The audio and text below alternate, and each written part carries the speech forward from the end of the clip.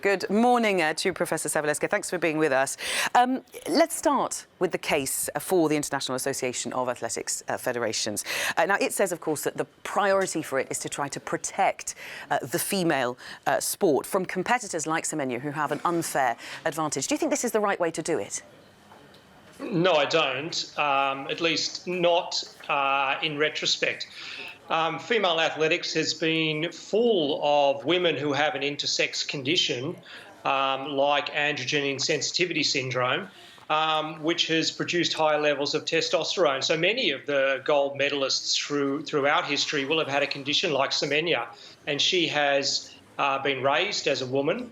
And she has competed and trained and given her life so far. I think it's one thing to change the rules prospectively, but not to ruin the lives of athletes who are already in competition. Well, how would you then, or what would you then say to those athletes, those female athletes who do not benefit as far as the games are concerned from that heightened, that raised level of testosterone? They're never going to stand a chance against people with what's called disordered sexual development, are they?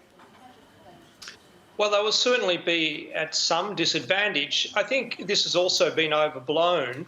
We're not sure exactly how sensitive, say, Caster Semenya's receptors are to testosterone. So, for an example, in the disorder I mentioned before, androgen insensitivity syndrome, the body can be completely insensitive or partially insensitive.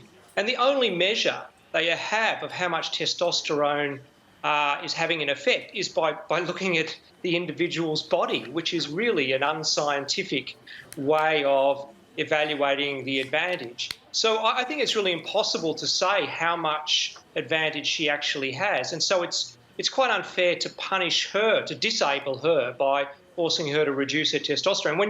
When you really don't know for certain how much, or even if it's having an effect, as I said, as the disorder becomes more complete, it really has no effect, even though they have sky-high testosterone levels. There's certainly a problem that in terms of trying to implement a top and upper limit of nanomoles per litre of testosterone, it's quite difficult to work out where that might be. What do you think will happen if Caster Semenya does win this arbitration case today? Do you think the IAAF might suggest, in that case, an open classification? So you'd have male, female, and then a sort of open classification? No, I don't think that will happen.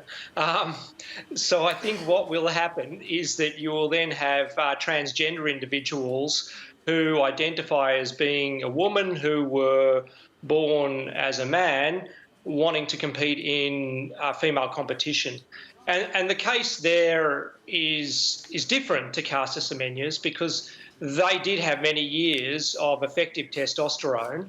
And unlike Caster Semenya, who was born with this condition and raised by other people in this condition, there is some element of choice in their situation. And we'll have to make a decision about whether transgender athletes compete in female competitions, even if they have lowered testosterone levels. Again, it will be very difficult to tell what advantage they've accrued. So I think what you're seeing is a crisis of definition. In some of these intersex cases, the individual is genetically a male, they have testes, but that testosterone doesn't work. So they have no uterus, they have no ovaries, they have a blind-ending vagina and often a large clitoris. And they've traditionally been raised as women. But now those individuals may have some advantage in sporting competitions. In my view, we have to make a decision. Are we going to disadvantage these people who we've judged to be women by stopping them competing in sport? Or are we going to change our definition of what is a man and what is a woman?